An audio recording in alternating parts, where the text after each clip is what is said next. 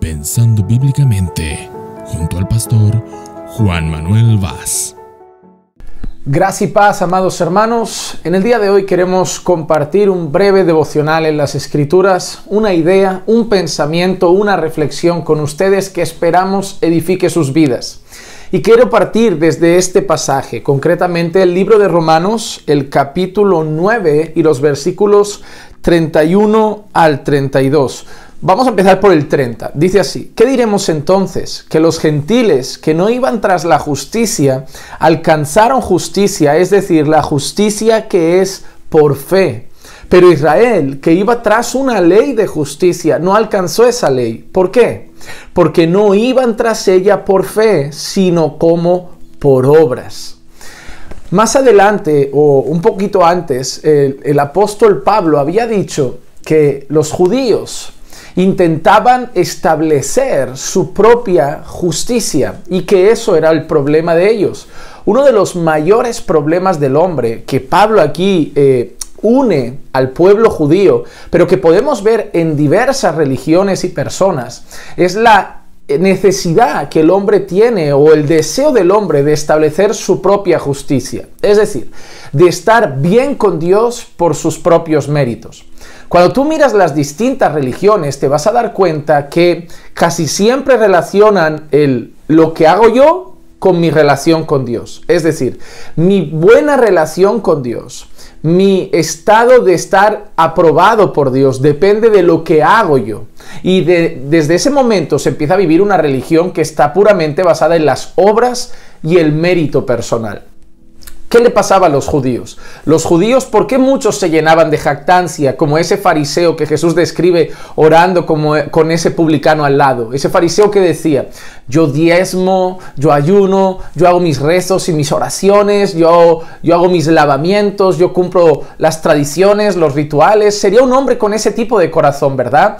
Yo puedo orar a Dios y lo hago de pie y puedo levantar la mirada al cielo porque yo me lo he ganado, porque yo me he esforzado mucho. Como aquel joven que se acerca a Jesús y cuando Jesús le pregunta: ¿conoces los mandamientos? El joven dice: claro, y los he cumplido todos desde mi juventud.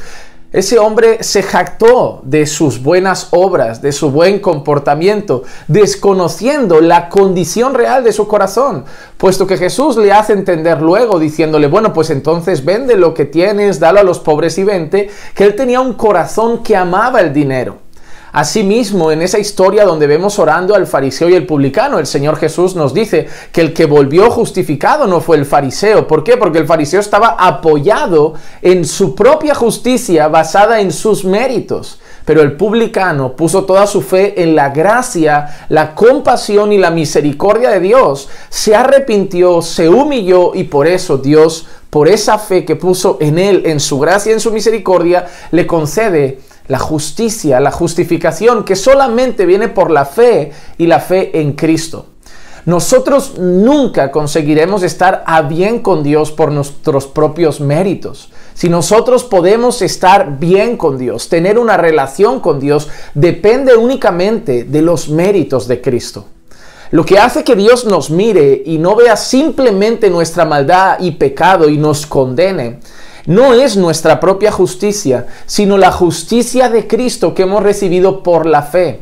Hemos sido justificados por gracia mediante la fe en Cristo y solamente en Cristo. Cuando nosotros ponemos toda nuestra fe en Jesús, al escuchar el Evangelio, al arrepentirnos de nuestros pecados y ponemos toda nuestra fe en Cristo, entonces su justicia nos es imputada. Y ahora cuando Dios nos mira, cuando el Padre nos mira, Él ve sobre nosotros la perfecta justicia de Cristo y es por eso que ahora tenemos acceso al trono de la gracia. Podemos estar en una relación personal con el Señor, hablar con el Señor, orar al Señor, tener acceso libre y directo ante el trono de la gracia para recibir la misericordia, la ayuda oportuna. Pero nunca es por nuestros méritos. Cuando nosotros entendemos eso, ya no hay lugar para el orgullo, para la soberbia y la jactancia, para medirnos con otros hermanos como yo soy más santo que tú, yo soy más espiritual que tú, yo oro más que tú, yo ayuno más que tú, yo leo la Biblia más que tú, yo sé más versículos de memoria que tú y por lo tanto yo estoy mejor con Dios que tú. Si tu corazón abarca esos pensamientos, te tienes que cuestionar si realmente tu fe está puesta en la obra de Cristo o tu fe está puesta en tus propios méritos. En nuestras vacaciones, uno de los países que estuvimos recorriendo algunas ciudades en el coche fue Italia. Cuando yo llego a Italia, pues para quien le gusta la arquitectura, el arte, la historia, la cultura, es precioso. Y hubo un momento en que te das cuenta que Italia está plagada, llena de grandes catedrales, de grandes lugares de culto religioso católico romano, iglesias, catedrales, todo tipo de edificios, a cada cual más hermoso por fuera, más hecho a la perfección.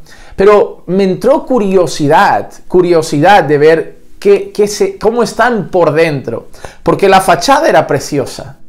El exterior de ese templo era una obra de arte, pero quería ver qué había dentro. Y dentro había otra realidad que me mostró una cosa muy interesante que quiero compartir con ustedes. Solo me acerqué a la puerta de una pequeña iglesia que encontramos en Milán.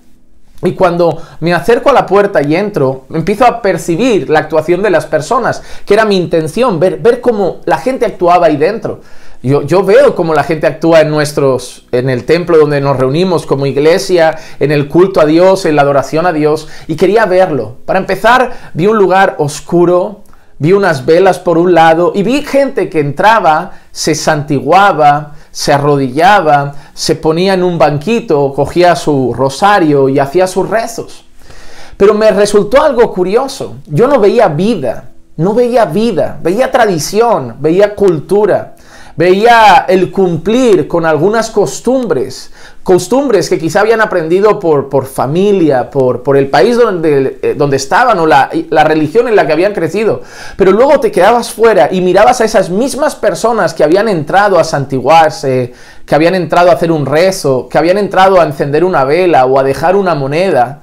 Y los veías salir y si te percatabas, muchos de ellos solamente en poner fuera ya seguían su vida normal. Es como que cuando entraban por la puerta de ese templo cumplían unos votos religiosos, unas costumbres religiosas, como yo sigo siendo una persona religiosa, espiritual y estoy bien con Dios, y fuera ahora ya mi parte espiritual se quedó ahí dentro, mi parte religiosa se quedó ahí dentro y ahora fuera. Y veías jóvenes que se habían santiguado y veías su manera de moverse fuera ahora en la calle, decías, una persona completamente mundana, una persona que no considera los mandamientos del Señor, una persona que no vive para la gloria de Dios, que seguramente hasta que no encuentre otra iglesia y se vuelva a santiguar, no tiene una relación personal con Dios, porque era evidente por simplemente los 2 o 3 minutos que los veías luego actuar en la calle, fumando, tomando o cualquier cosa. Entonces ves eso, una religión muerta. Y ahí ves que muchas religiones son así, basadas solamente en obras. A lo largo de la historia lo hemos visto, iglesias que basan su relación con Dios en votos, en penitencia, en actuaciones humanas. Bueno, yo voy a encender esta vela, yo hago este voto, yo hago esta promesa, yo hago esto y entonces Dios será favorable a mí, Dios estará bien conmigo. Si yo hago estas cosas, yo me gano el paraíso. Si yo me porto de esta manera, yo me gano el paraíso. Si yo, o incluso religiones que no son cristianas. Si yo me porto bien, yo me reencarno en la próxima vida en una cosa mejor. Si yo me porto mal, yo me reencarno en la próxima vida en una cosa peor. Religiones que basan su resultado en nuestras obras.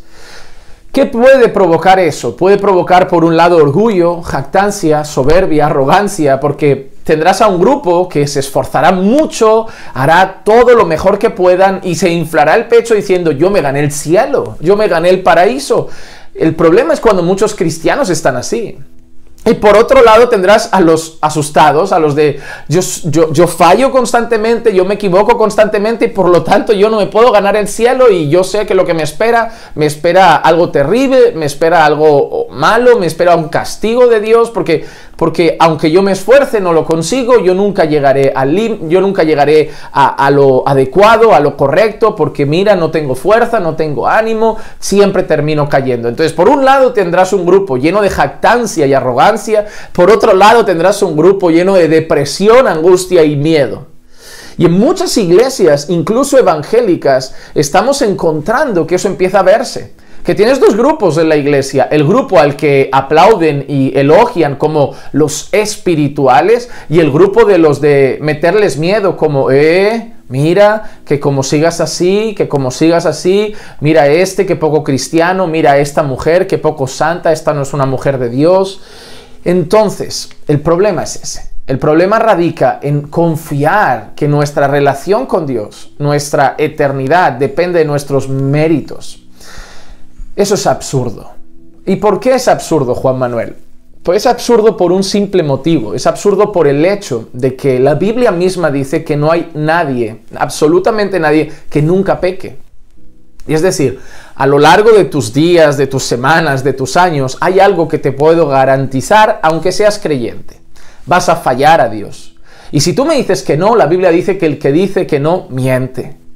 Entonces, yo creo en lo que dice la Biblia. Yo sé que vamos a fallar a Dios. Un pensamiento, una palabra, un gesto, una actitud. Podemos fallar de varias maneras y tarde o temprano vamos a fallar. ¿Qué nos enseña también la Escritura? Que si nosotros cometemos un pecado, si rompemos un mandamiento, ante los ojos de Dios es como si hubiéramos roto todos. ¿Qué nos enseña la Escritura? Que por lo tanto, ningún hombre puede ser salvo por sus propias obras. Ningún hombre puede ser salvo por sus propias obras. Ningún hombre puede tener una relación perfecta con el perfecto y santo Dios, porque tarde o temprano va a fallar a ese Dios santo. ¿Y cómo se presentará él sucio ante ese Dios santo? Solo hay una posibilidad: por la gracia de Dios, por la justicia de Cristo que recibimos por la fe. Nosotros sabemos que si pecamos, tenemos abogado. Tenemos un abogado para con Dios, a Jesucristo el justo. Él es justo y por la fe hemos recibido su justicia y tenemos una confianza que aunque al lado de nosotros tengamos al acusador diciendo, mira, ha vuelto a pecar, tenemos un abogado que nos dice que si nosotros confesamos nuestros pecados, Él es fiel y justo para perdonarnos de toda nuestra maldad. Pero eso nos ayudará a ser humildes, recordar que es el mérito de Cristo el que nos hace estar bien con Dios. Y ahora tú dirás, Juan Manuel, pero entonces estás diciendo que vivamos pecando y confiando porque al final todo depende de Jesús. Tampoco he dicho eso. He dicho que no te puedes apoyar en tu propio mérito y no te puedes confiar en tus propias obras. Eso es legalismo. Creer que tu relación con Dios depende de ti. Pero, ¿debemos vivir en santidad? Claro que sí. La Biblia dice que sin santidad nadie verá al Señor. ¿Debemos obedecer los mandamientos de Dios? Claro que sí. Jesús dice que si lo amamos, guardamos sus mandamientos. Es más, la evidencia de que hemos recibido la justicia de Cristo por la fe es una vida de obediencia a Dios. Pero, ¿qué diferencia hay aquí? Que las obras, la santidad, el orar, ya no es en lo que yo pongo mi confianza. Es el resultado de estar en Cristo, que es en quien he puesto mi fe y mi confianza. Por lo tanto, las obras espirituales, el crecimiento en santidad, no se vuelven ahora la confianza que tengo de salvación, sino el resultado de la salvación. Y no puedo olvidar algo que la Biblia me enseña cuando Pablo dice, por ejemplo, cuidad vuestra salvación con temor y temblor. Qué bueno, tenemos que cuidar nuestra salvación, atesorarla, recibir ese precioso regalo y entonces cuidarlo y vivir como aquellos que son salvos. En otra ocasión Pablo dice, vivid de la manera de la cual habéis sido llamados, vivir del modo digno de vuestro llamamiento. Pero justo después Pablo dice, porque Dios es el que pone en vosotros el querer y el hacer. Si tú estás cuidando tu salvación con temor y temblor, si tú estás orando, leyendo las Escrituras, luchando, esforzándote por crecer en santidad, por mortificar el pecado, por batallar con la carne, no es por tu fuerza, no es por tus méritos, es porque Dios obra en ti. Porque su Santo Espíritu es el que está obrando en tu vida y es el que te mueve a hacer esas cosas. Y es ahí donde decimos, ¿dónde queda el lugar para la jactancia? No queda lugar para eso. Ya no hay lugar para la jactancia cuando reconocemos que nuestra relación con Dios, reconciliación con Dios y actual relación con Dios solo depende de Cristo. Únicamente depende de nuestro Señor y Salvador Jesucristo.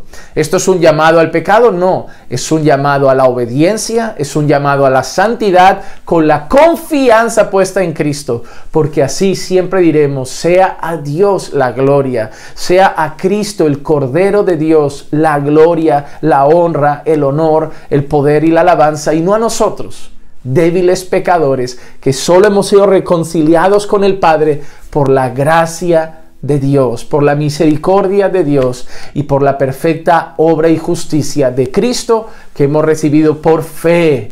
Y esa fe, aunque no lo crean, la Biblia dice que también es un don de Dios. Así que, ¿de quién depende todo? De Dios. Ya no inflemos el pecho, esforcémonos, luchemos, trabajemos por crecer en santidad, pero no inflemos el pecho creyendo que yo soy. No, Él es el centro de nuestra salvación, la fuente de nuestra salvación, la fuente de nuestra santificación. Él es el gran yo soy, la fuente de todas las cosas que ha traído vida a nosotros en Cristo Jesús, a nosotros su pueblo, a nosotros sus ovejas, y a Él le damos la gloria.